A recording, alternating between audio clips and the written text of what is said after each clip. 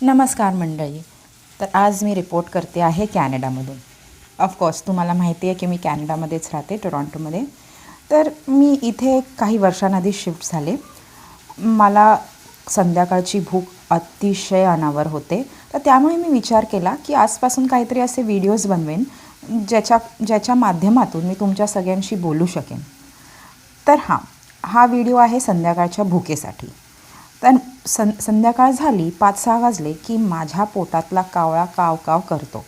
आणि तेव्हा मला आठवतात मुंबईचे सँडविचेस किंवा वडापाव, किंवा म्हणा मला आठवतात समोसा पाव किंवा जे काही.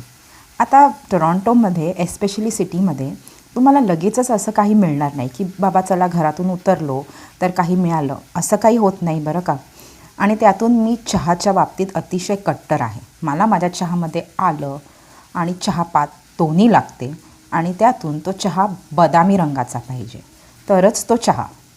तर आज मी बनवते आहे इथे बाजऱ्याचे इन्स्टंट डोसे, बाजऱ्याच्या पिठाचे. तर काही नाही करायचं ह्याच्यासाठी. सिंपल आपल्याला बाजऱ्याचं रेडीमेड पीठ घ्यायचं आहे. त्याच्यात बारीक कापलेला कांदा, कोथिंबीर, मिरची, हिंग, मीठ. आपल्याला हवी असेल तर थोडीशी आपण अजून काही भाज्या वेगवेगळ्या टाकू शकतो, पण मला नाही खायच्या होत्या, त्याच्यामुळे मी सिंपल असा डोसा काढला.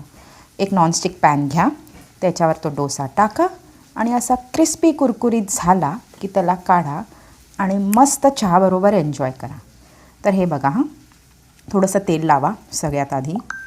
त्याच्यानंतर तुम्ही त्याच्यावर बाजरीचं पीठ जे तुम्ही मिक्स केलेलं आहे ते असं भुर करून असं तुम्ही टाका. मी इथे ब्रश वापरते, तुम्ही काही वापरू शकता.